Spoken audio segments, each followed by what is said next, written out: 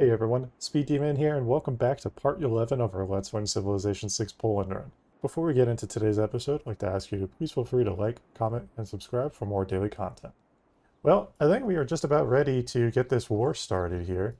We should be able to pretty quickly steamroll through a lot of these cities, and then by virtue of doing that, should be able to start converting the loyalty pressure and eventually take those cities. I think the goal in this game now is going to be a domination victory. Let's actually get started here with this war.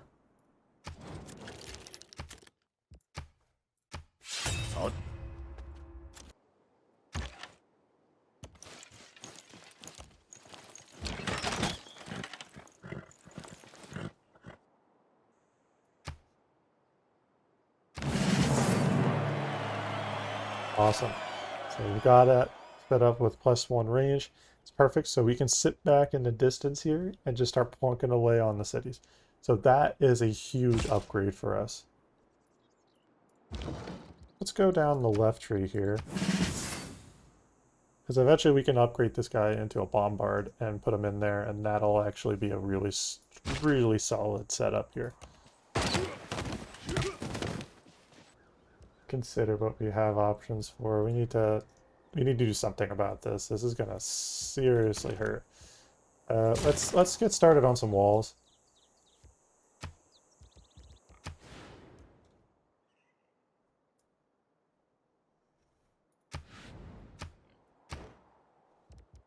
And then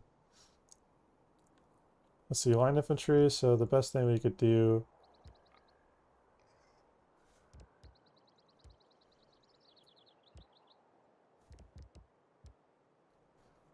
are going to be a musketman. It'll increase our strength a little bit in the long term, if I'm not mistaken.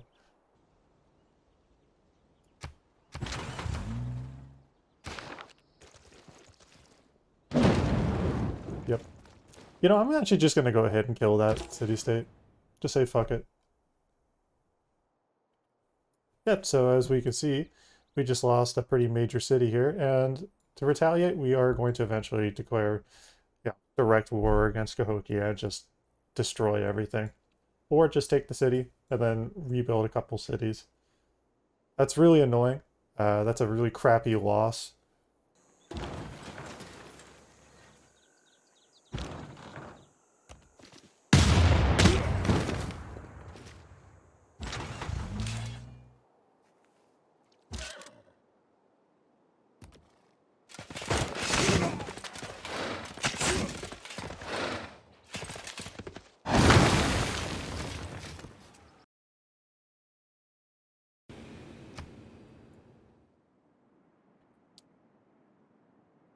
And we get to keep loyalty.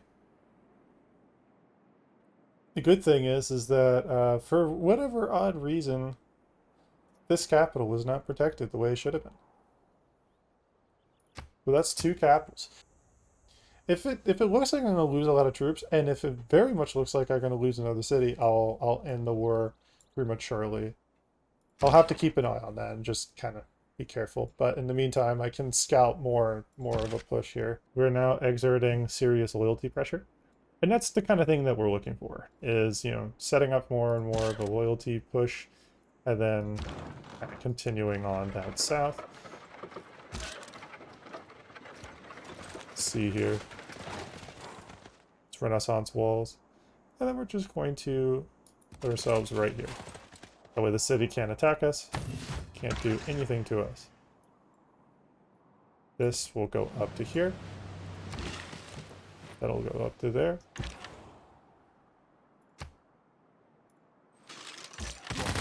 I'm going to take a defensive position here. And immediately just keep, focusing on the weaker one. And just keep an eye on what these guys are going to do. Cahokia is going to be annoying because of the fact he has as many envoys as he does into it, so... We have 4. We have 4 available. That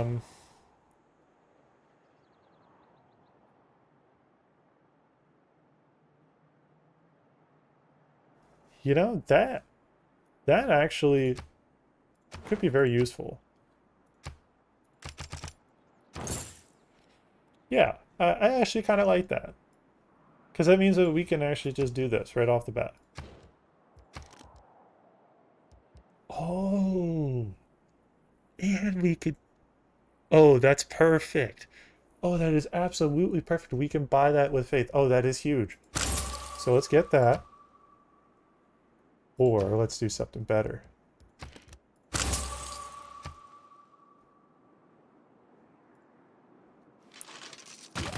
Yeah. Flood barrier. We have so much faith that we honestly could just use that for infrastructure instead of religion. I like this. I think this is actually going to be a better option. We have such a huge infrastructure of faith that we can just literally we can use it as disposable income now.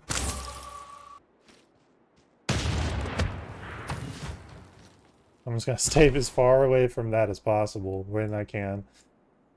If that battleship pulls up, I'm gonna need to consider working on a navy as well, just to kill off any naval units and maybe, you know, take control of the seas as well. So we are going to harvest. It's going to put us up to 7 population. Then we are going to place a district. And then we are going to actually place another one along with that. Don't need to worry about holy sites anymore in this game. Because we're not going to be focusing on that, let's actually continue specializing our time towards some of these aerial units. Now, normally I wouldn't do this, but if I can develop a nice little air force, get an aircraft carrier too, and then set up attacks along the coastlines here. So many of these other civs are all coastal. See, that's a coastal capital. Right here, another capital. Could be reached, I believe, but that's another capital in the coastline. And of course, you can't see it here, but there is another capital region here. So that tells us that, you know, a naval air force could be extremely powerful. So some bombers and, you know, a couple aircraft carriers could be very, very critical for our kind of setup here. We have enough movement to where we can continue to just keep damaging this city. We're gonna want to do just that.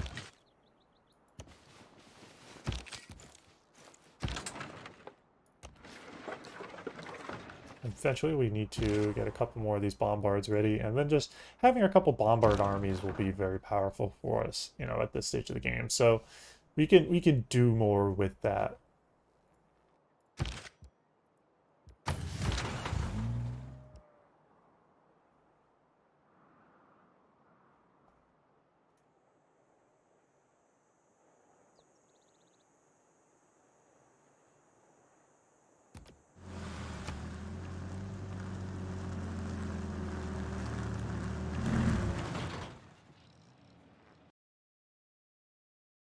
We have potential to get started with fascism. It's going to give us an era score as well.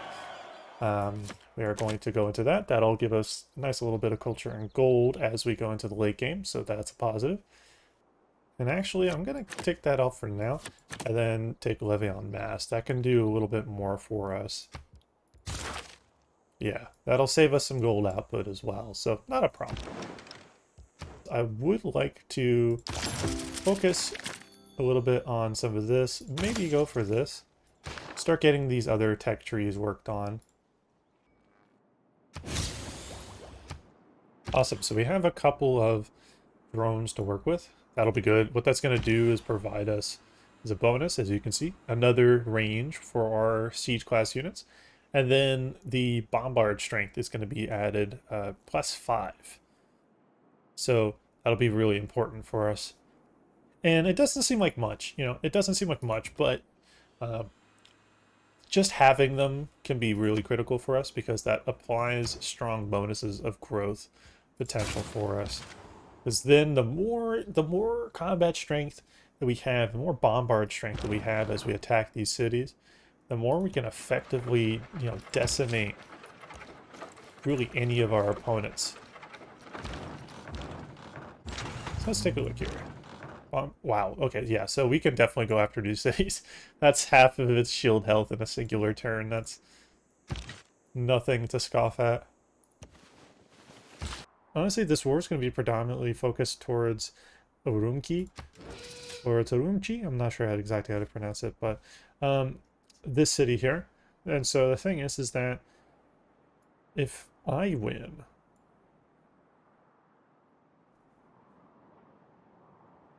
then I can gain a little permanent combat strength here, so that's good. Kind of Diplo favor. So, things aren't actually as crazy as it seems with that. We're actually in a pretty positive scenario at the moment, so it's not actually all that bad.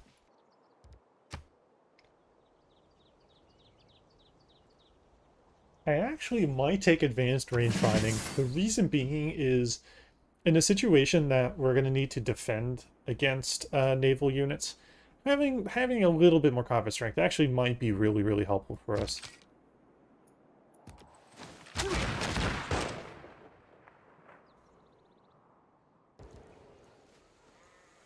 An independent city has sworn.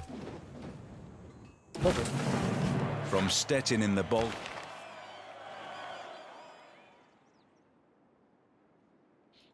Okay, so we have that done. Got 23 turns until this is kind of over.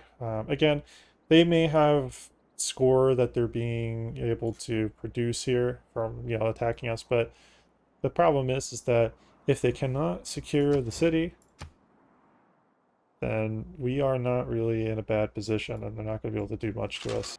And then in the meantime, what we're going to do is we are going to set ourselves up in position here to continue punking away. Bombard should be able to survive an attack off that unit, so we're okay there. We just have to be careful not to get too many attacks done to us. Actually, what we might do is bring this unit up here, promote to AT crew, and now we actually can have a fairly better fight to work off of. So we're going to keep that city, of course. So why would we not keep that city? So let's go for another research lab. Definitely doesn't hurt to have that. And then let's get ourselves some positive food growth here. Let's do that. For the heck of it, we'll pick that up too. So we got plenty of space to work off of for the rest of the game. We should be fine in there. But then what we're going to do is we are going to start weakening your units.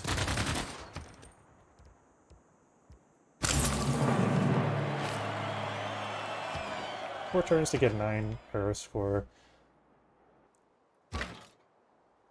We could definitely take a lot of these units down fairly quickly. So we're doing okay.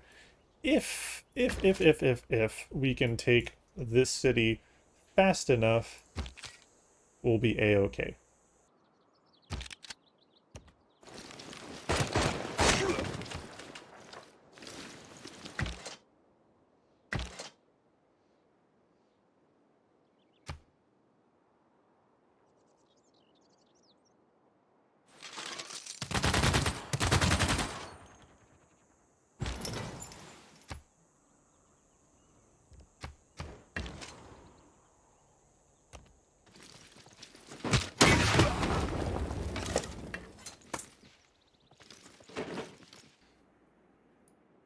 Kill that unit off.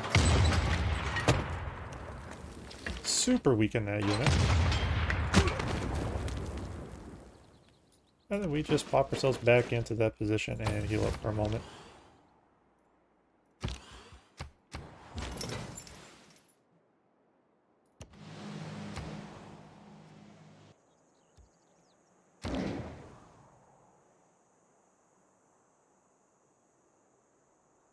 Cool. So we have our submarine. And we also have, eventually we'll have access to aircraft carriers, so that's not bad in so many turns. We're pretty low on gold output, for now, so I would like us to get started on working on that soon, but that'll be something for next episode that we work on. Let's get that finished up, since that's 1 turn away anyways.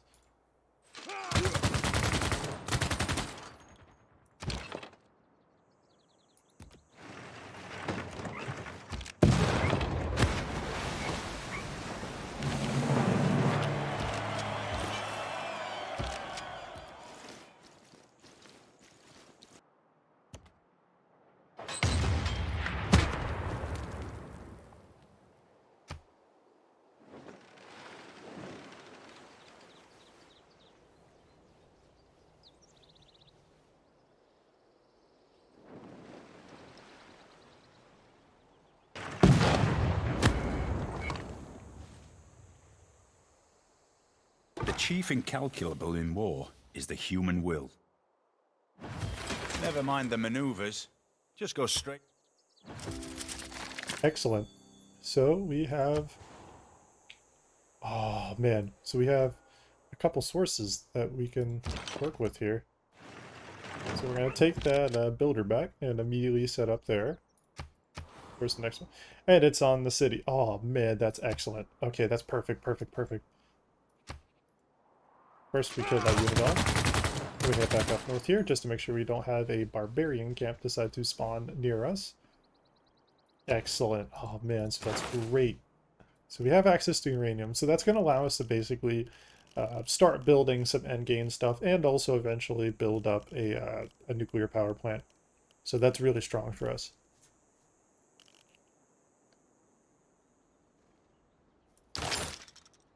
There we go. And that'll be what we do for the next part of our late game. And then afterwards, we will have to take a look here. Power in all cities. Reduction. So that honestly could be very good for us.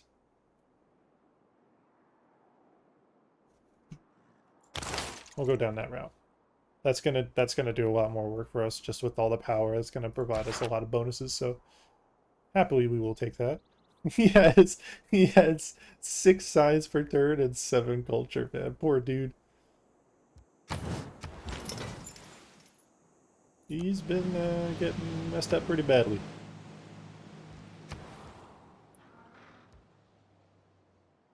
Shipyard is done. Perfect. So we get started on that.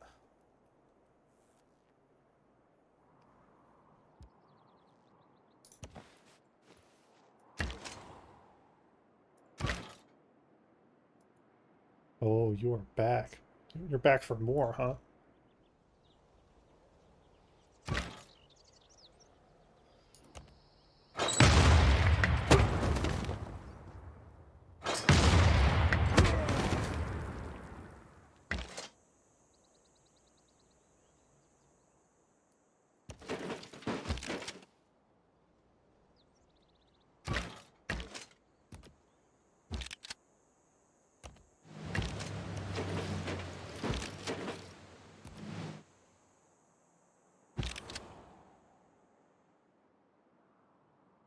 That's all he's got is one city, and you know what?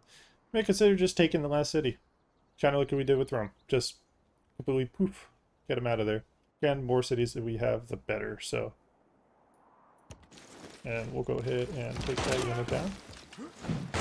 Interesting.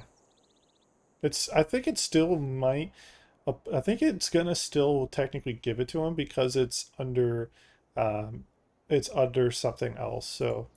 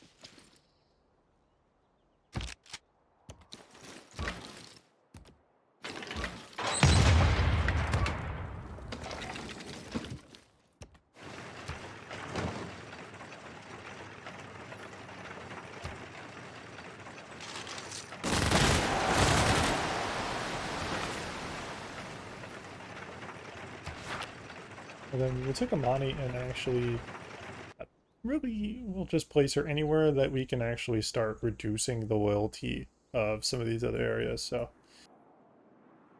like over here could be good. Since we'll have so many cities around here, we'll be able to apply a ton of loyalty pressure. So let's get this started. Realize that instead of Ancestral Hall, there we go. That's gonna be better for us.